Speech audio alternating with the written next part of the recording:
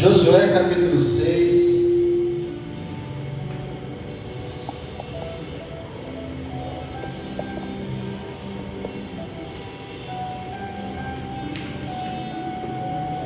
Versículo 15. Eu estou aqui entre duas passagens. Tem uma caixa aqui para esse negócio para Deus subir. Josué capítulo 6, versículo 15.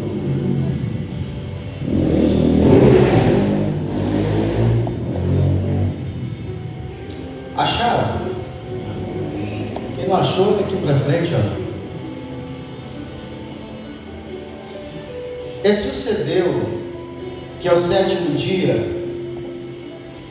madrugaram a subir a alva, e da mesma maneira rodearam a cidade 7 vezes. Naquele dia somente rodearam a cidade 7 vezes. E sucedeu que, tocando o sacerdote a 7ª vez as buzinas, disse Josué ao povo: gritai, porque o Senhor vos tem dado a cidade. Já oraram? Então, não precisa mais orar, né? Esse texto de Josué é o texto exato aonde o povo que saiu do Egito saiu com uma promessa de entrar numa terra prometida. Promessa essa que levou 40 anos para se cumprir. E por que demorou a se cumprir? Porque aproximadamente uns 30 dias após sair do Egito, eles estavam diante da terra prometida, porém não puderam entrar, porque não creram que Deus os pudesse dar a cidade por herança. E por que não creram? Porque olharam para a cidade e viram dificuldade, de forma que aquele problema era maior do que a fé que eles tinham no Deus ao qual os tinha tirado do Egito. E aí então Deus fez esse povo rodear o deserto por um período de 40 anos, de forma que todos aqueles que saíram do Egito morreram no deserto nesses 40 anos. E apenas 2 homens, Josué e Caleb, ainda estavam vivos. Porque quando Deus manda Moisés enviar os espias à terra prometida, apenas Josué e Caleb santificaram o nome do Senhor teu Deus. Pastor, quando que eu santifico o nome do meu Deus? Quando você crê naquilo que Deus falou.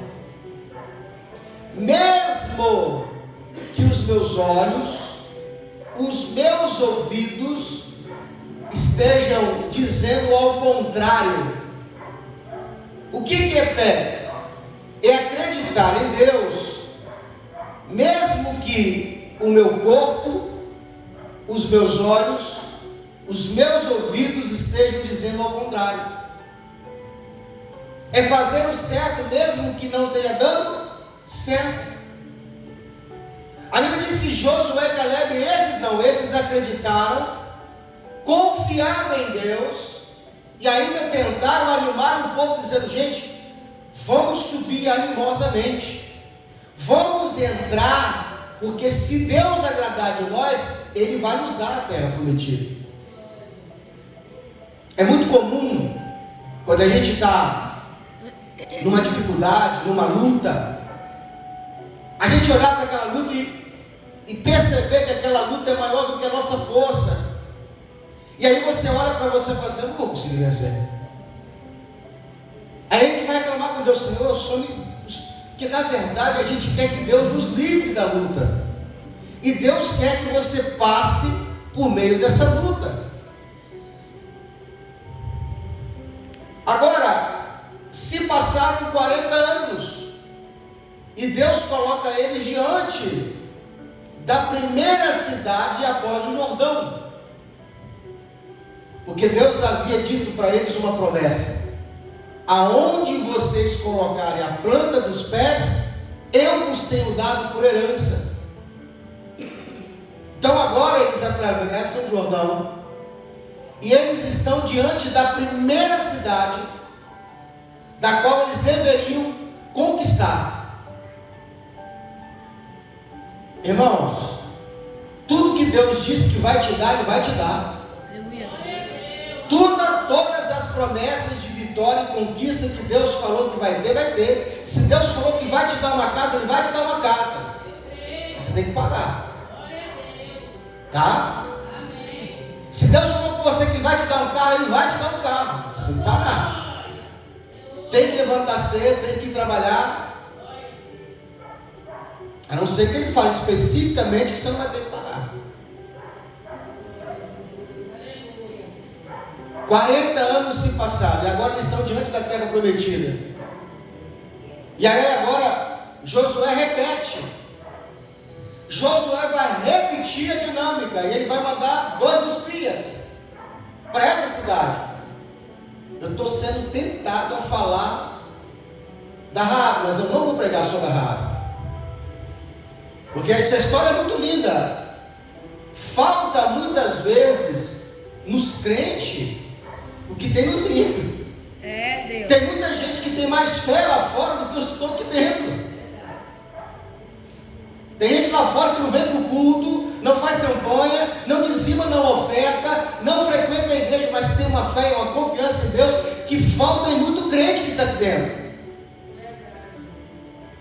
Que quando os espias chegam para espiar Jericó, eles encontram com quem? Raabe. Quem era Raabe? Uma prostituta. E ela vai pregar para os caras, para os espias. Ela vai contar a história de como o Deus deles havia tirado com mão forte o povo de lá e havia destruído os inimigos. É Deus. Eu fico imaginando se aqueles espias não fossem crentes, eles se tinham se convertido ao Deus que Raabe estava pregando, que era o Deus deles. De vez em quando Deus coloca uma pessoa na sua vida para poder te lembrar que você é crente. A Bíblia diz então que eles espiam a cidade, ficam 2, 3 dias lá, sondam a cidade, volta e traz para Josué, que agora é o líder da igreja, da nação de Israel, do acampamento, passam todo o relatório, e agora a direção de Deus. É isso que eu quero falar nessa noite. Se nessa noite eu conseguir entregar esse recado para você, eu posso parar de pregar e ir para casa.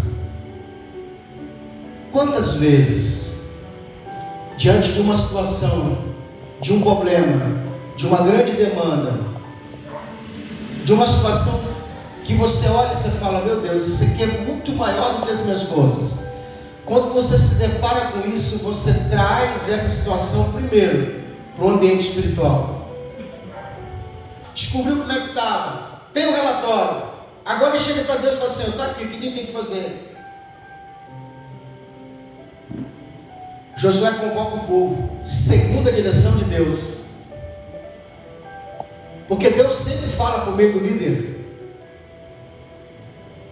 E eu não estou falando de líder como se houvesse uma separação.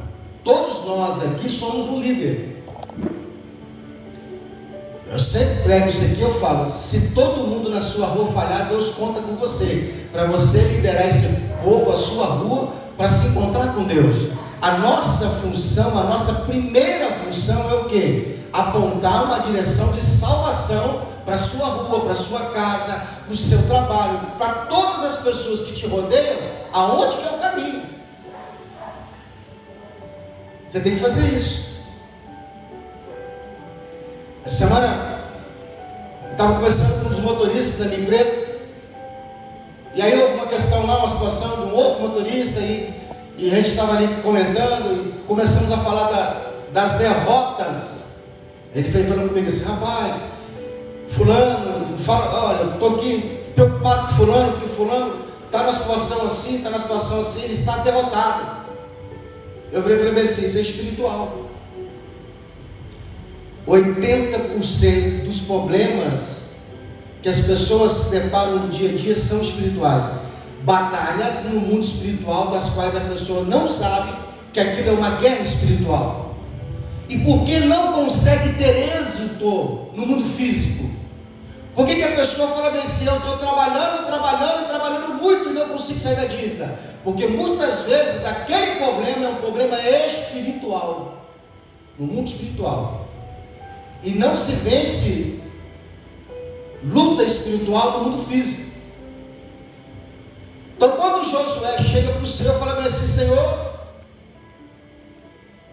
nós temos aqui uma cidade para conquistar segundo o teu mandado. O que a gente vai fazer?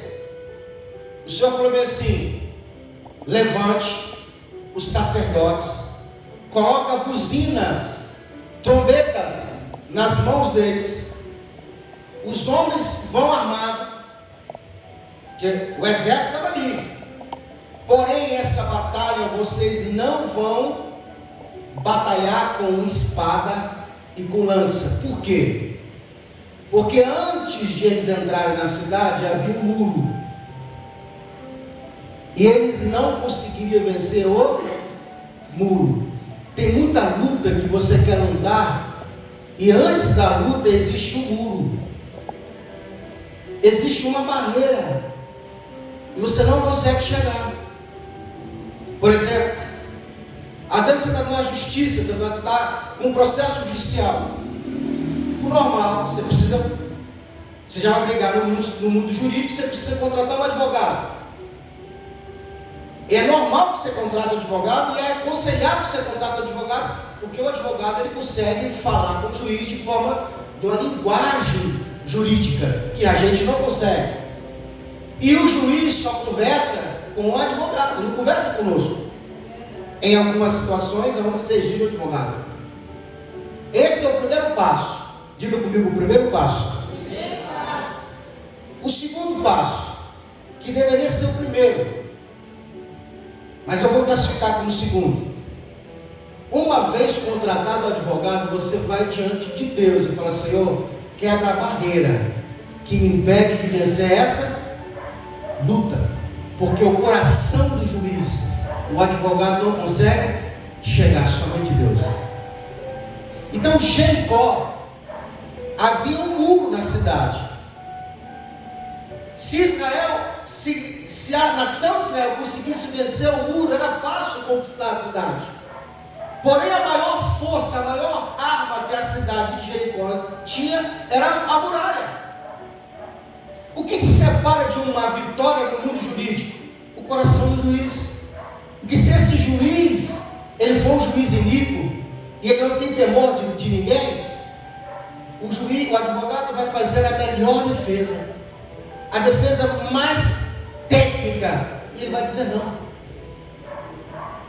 Por isso é importante eu levar a minha causa diante de Deus, para que Deus possa destruir o muro que impede da minha vitória. E agora Deus falou assim: Josué, vocês não conseguem entrar na cidade, ela está protegida por um muro, mas vocês vão fazer um ato profético. Vocês vão, toda a nação de Israel vão rodear a cidade por 7 vezes. Mas no último dia, no 7º dia, vocês vão rodear 7 vezes. Durante 6 dias, uma vez. No último dia, 7 vezes. O que Deus está mandando Josué fazer? Deus está antecipando o ciclo de uma mudança, porque a cada sete muda-se um ciclo. Como eles iam rodear 7 vezes, no último dia rodeariam mais 7, 14 vezes. O que Deus está fazendo? Eu vou mudar o ciclo. Havia condições para que Israel pudesse rodear. Não era só rodear. Tinha que rodear calado. Tem aquele tempo onde Deus manda você ficar calado. Você é humilhado. Você é humilhado. Você é pisado. Você é pisado. Parece que Deus está contra você. Existe um tempo onde eu tenho que estar calado. Se Israel falasse ou se defendesse, eles perdiam a vitória. Porque o segredo estava na obediência na direção de Deus. Tem coisas que Deus manda a gente fazer que não faz sentido nenhum. Tem sentido? Por que Deus está mandando fazer isso? Obedeça. Porque nós não fomos chamados para entender a vontade de Deus e para sim para obedecer. Que se Deus quisesse a sua opinião, Ele não era Deus. Quando Deus manda você fazer, Ele já sabe o resultado. Então Josué agora chega para o povo. Eu fico imaginando o povo, irmão. Porque crente é incrédulo. Fico imaginando o povo ali, todo mundo, vamos lá, vamos pegar, vamos quebrar, vamos botar para quebrar. Chega Josué falando assim, gente, ó, vamos se reunir aqui, nós vamos fazer. Vamos até Jericó, mas não vamos entrar agora não. Como assim? Não vamos entrar. Nós vamos lá e vamos dar uma volta e vamos embora. Eu fico imaginando o povo. Será? Moisés deixou esse cara aí. Tudo era a direção de Deus. Aí eu fico imaginando ali o povo já murmurando, reclamando, desacreditando. Josué falava assim, tem mais um negócio. O que é? Ninguém pode falar nada. As mães seguram as crianças. Ninguém pode dar um pio. Irmão, eu fico imaginando que já é difícil quando você fala que pode. Imagina quando não pode.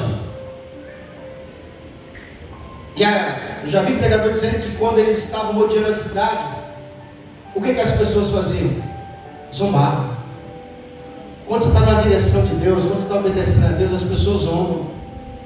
Porque enquanto você está no processo que Deus mandou você passar, que não faz sentido aquele processo, aquele ato profético, aquela obediência de Deus, as pessoas zombam, não acreditam em Deus, porque é fácil acreditar que Deus está na sua vida quando você é vitorioso. Mas enquanto você está só obedecendo por obedecer e nada está acontecendo, é difícil. É fácil para Naamã acreditar que Deus falou através de Elias, quando ele mergulha uma vez, porque Elias falou assim, Naamã, você precisa ir no Rio Jordão e mergulhar 7 vezes, e você será purificado de toda a sua lepra.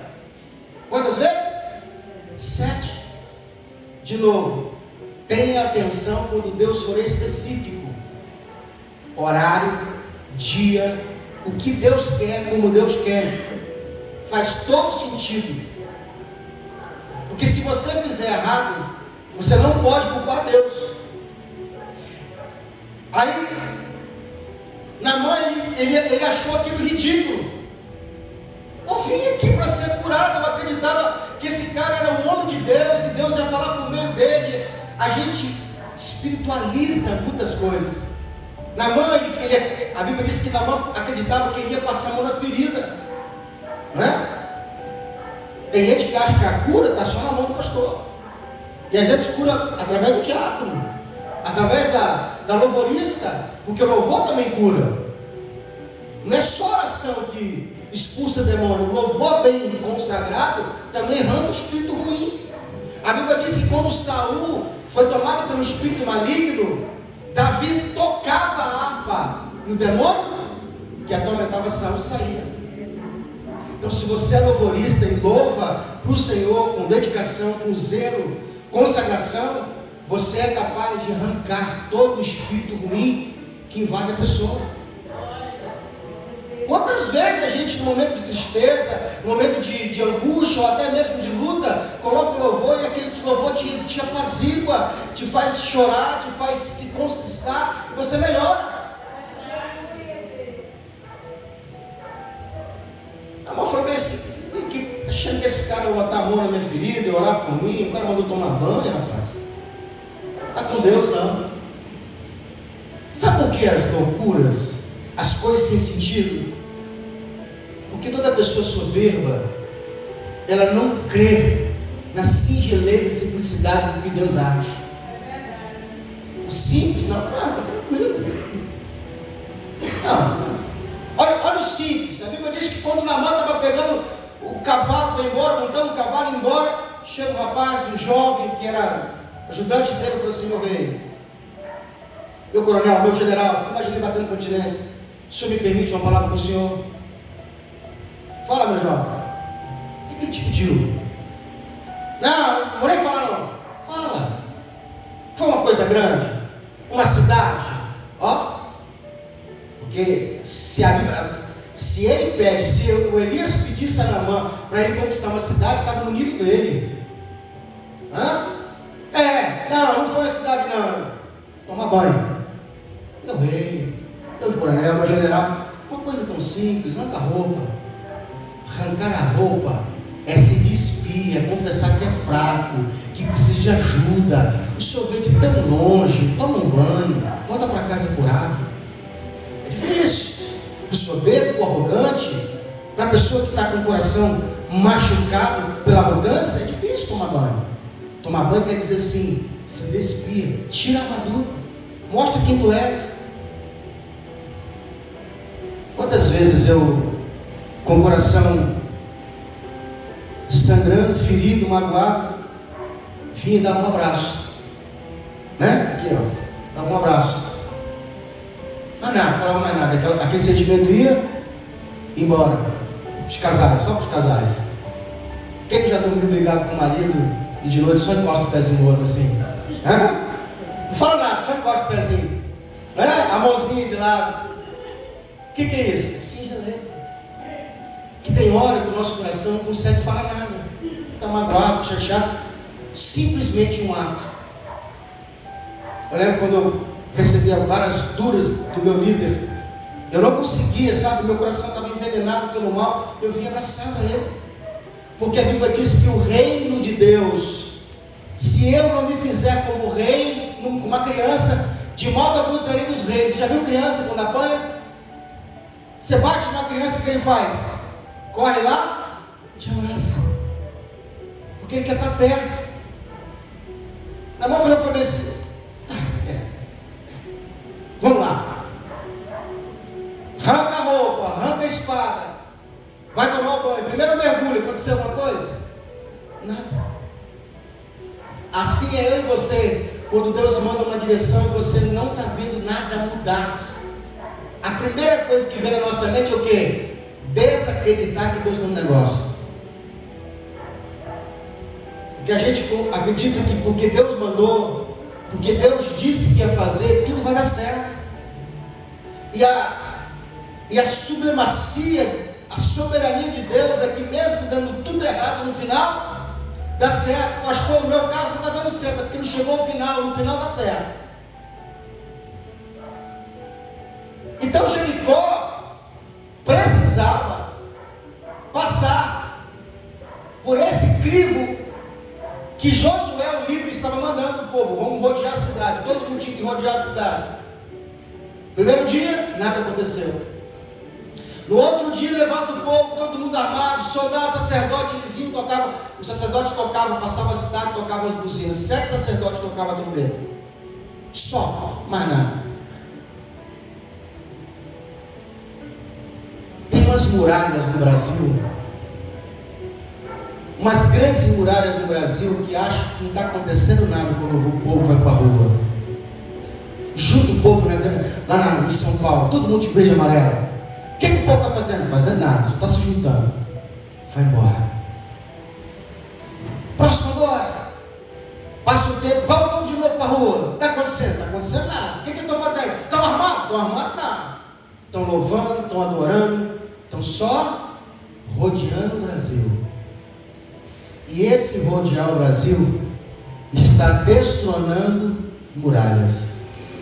Gente que nunca iria sair com arma, com grito, com nada. Parece uma coisa tola. Tira a foto, manda para fora. O povo brasileiro está dizendo: nós não somos a favor do que está acontecendo nessa nação. Rodeou a primeira vez, rodeou a segunda vez, rodeou a terceira vez. E fica imaginando eles, lá vem os doidos. O povo tira e corta. Achava que esse povo era perigoso. O Deus desse povo é um Deus fraco. Você viu lá? Não vimos. 6 vezes. Nada. A Bíblia diz que no último dia eles levantam de madrugada, porque agora tem que rodear 7 vezes. Rodearam a primeira vez, tocaram a buzina, rodearam. Aí eles ficam imaginando eles. Agora esperaram. É igual o cachorro andando no rabo, olha. No último dia, na última volta, eles param diante da muralha, tocam a trombeta e agora pode gritar. E a Bíblia diz que quando eles gritam, pareceu um terremoto. A Bíblia diz que os muros da cidade caem, quebram, se destroçam. Porque o poder está na obediência. A Bíblia diz que o único pedacinho do muro que ficou de pé foi a casa de Raabe. Irmão, essa palavra deveria te converter para todo sempre. O poder que tem a palavra de um crente. A Bíblia diz que eles juraram. Quando você cristão der uma palavra, não volte atrás. Se for necessário, você tem que ir lá desfazer o que você falou, mas não marca e descumpre, porque você está dizendo para o mundo espiritual que você não tem poder na sua palavra. Quando você der uma palavra, cumpra ela, porque daí por diante o inferno sabe que você é de Deus, porque Deus fala, Deus cumpre. Quanto vejo gente sendo derrotadas, porque deu palavra e não cumpre. O dente pode assinar documento, pode ir no cartório, não cumpre. É derrotado. Tem um cara na internet, o nome dele é Lázaro Ramos. Ele é um grande empresário, ele é multimilionário. Esse cara é gestor de empresa. As empresas, quando estão precisando, estão quase falindo, grandes empresas, não é qualquer coisa, grandes empresas estão quase falindo, contrata ele é CEO, ele é gerente de aluguel. Ele vai para a empresa, entra para fazer ela crescer, tirar a empresa da crise. Ele entra e fica 1 ano, 2 anos na empresa, depois entrega a empresa com lucro. Quem descobriu ele foi Silvio Santos. Silvio Santos contratou esse cara e colocou a Jequiti na mão dele. A Jequiti na época com o Silvio Santos faturava 20 milhões. Ele entrega para o Silvio Santos depois de 7 anos, faturando $500 milhão. O cara é um monstro. O cara é um monstro. E esse cara falou que o grande problema das pessoas, ele fala do Silvio Santos, ele falou bem assim, o cara perguntou para ele, você trabalhou quanto tempo o Silvio Santos? Ele falou 2 anos com contrato, 5 anos sem contrato, mas com o Silvio, tanto faz, porque eu nunca vi homem honrado como o Silvio Santos. O que ele fala é a mesma coisa que o contrato assinado, ele cumpre. Se você falou, você tem que cumprir. Porque o mundo espiritual, para nós, é só palavra. Para o mundo espiritual, é decreto. Quando você fala, você está decretando. Como é que foi que Esaú perdeu a primogenitura? Me vende hoje o teu direito de ser primogênito. Está vendido. Assinou algum documento? Foi no cartório? Reconheceu, firma, tinha testemunha? Tinha um monte, mas ele não viu. Quando Israel deu o grito, pela obediência, o muro caiu por terra. Mas olha Josué, quando vocês gritarem, o muro vai cair por terra, porém, a cidade não será anátema.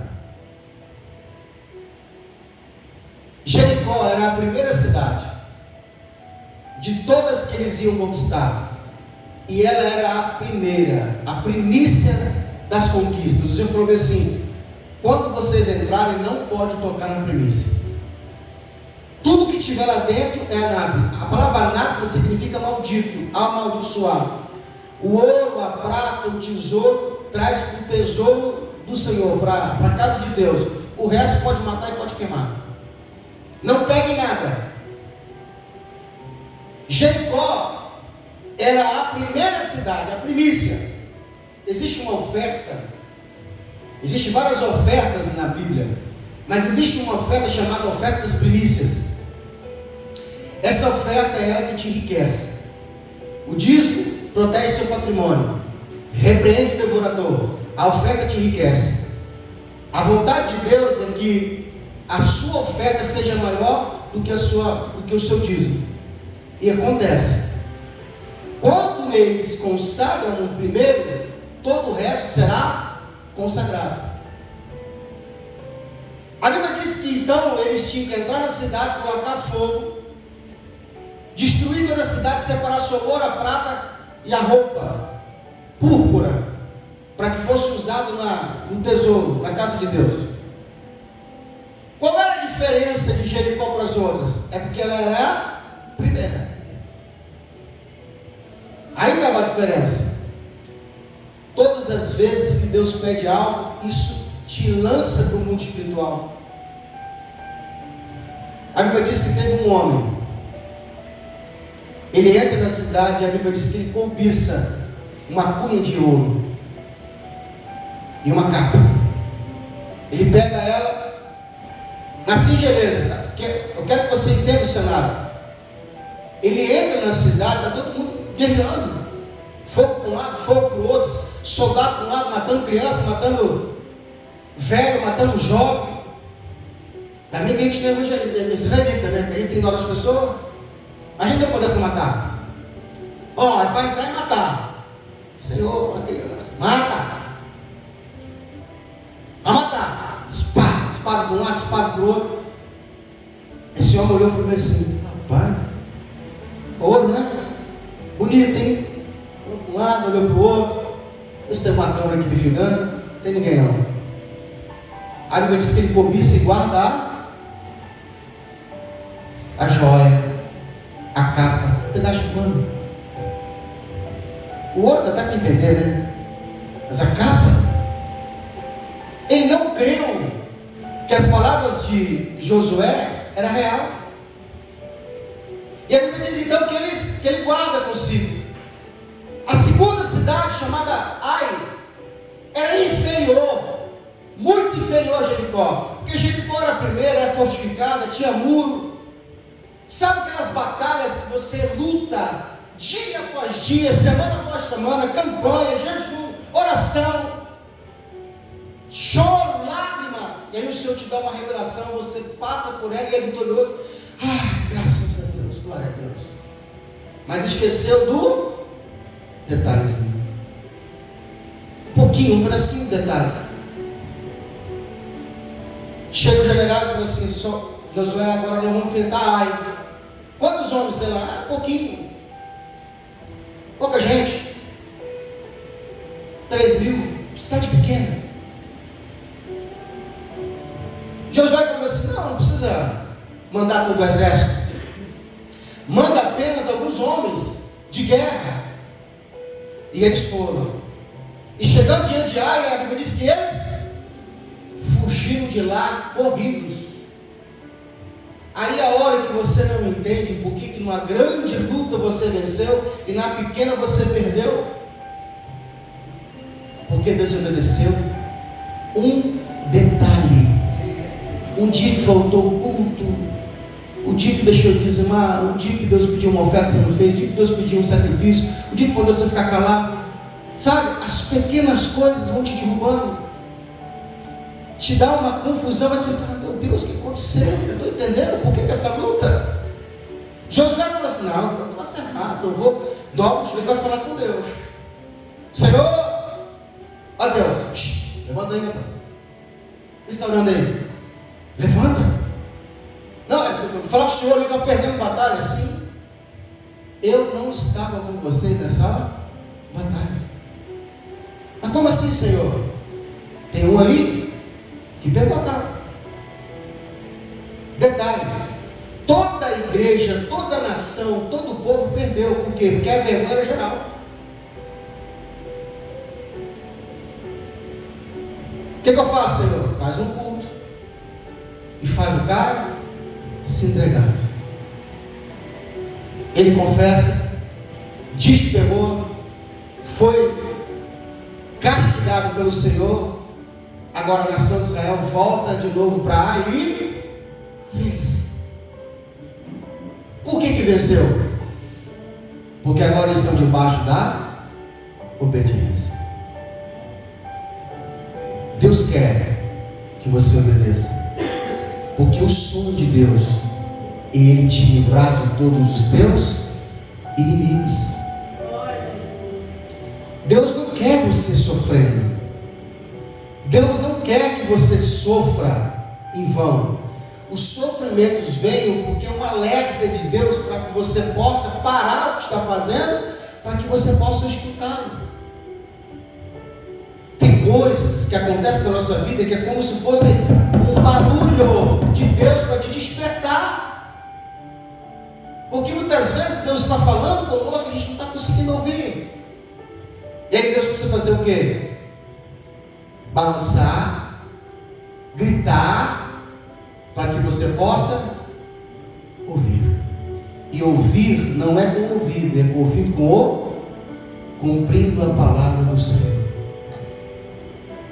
Depois eles voltam para a cidade. O Senhor falou assim: fala para a nação, fala para os soldados, que todo o despojo da cidade é de vocês. Ou seja, agora pode pegar. Mas por que Jericó não podia? Porque era a primeira, era consagrado para o Senhor. Existem 3 dias da semana que a gente consagrou para Deus: terça-feira, quinta-feira e domingo. Existem 3 horários que você não pode tocar: às 19 horas até às 21 horas da terça-feira, às 19 horas e 21 horas da quinta-feira, às 19 horas e 21 horas do domingo. Faça todos os compromissos que você tem nos outros dias, mas esses dias você tem que fazer o quê? Consagrá-los. É claro que existem situações adversas que fogem ao nosso controle. Eu estou dando exemplos para você de coisas que você tem que consagrar para Deus, não tocar naquilo. Para que aconteça o quê? Para que a sua vida vá bem. Deuteronômio 28. Se atentamente ouvides a voz do Senhor teu Deus, tendo cuidado de guardar todos os teus mandamentos que hoje te ordeno, te fará bem, te fará prosperar, será bendito ao entrar, bendito ao sair, será bendita a tua maçadeira, a tua despensa, teus filhos, tua vaca, tua fazenda, tudo que você colocar a mão será bendito. A parte que eu mais gosto: o Senhor mandará que a bênção te alcance. Aleluia. O Senhor prometeu: eu vou mandar um anjo para te alcançar, para levar a bênção até você. As melhores oportunidades, as melhores notícias virão e te alcançarão quando atentamente guardares o teu coração e obedecer ao Senhor. É um hino, é uma proclamação do Senhor. Deus não quer te ver sofrer. Deus não quer que você perca as batalhas diante dos inimigos. Pastor, por que eu estou perdendo? É para que você o escute, para que você se atente a Ele, como o pai que corrige o filho quando o filho se afasta, como o pai que quer ter o filho perto. Quando o pai fala não, o não é um sim, o não é um talvez, o não é espero que vai vir coisa melhor. Nunca que o pai diga não, nunca que o pai quer o mal do filho. Todo pai quer o bem do filho. Mesmo que o filho ache que aquela correção não é do Senhor, não é bom para ele, a princípio não é, mas sempre é. Porque a visão do pai é o que? Sempre adiante. O pai já teve a idade do filho, mas o filho não tem a idade do pai. Olha o Senhor falando: os meus pensamentos são muito maiores do que os teus pensamentos. Os meus caminhos são maiores do que os teus caminhos. Vamos ficar de pé em nome do Senhor Jesus?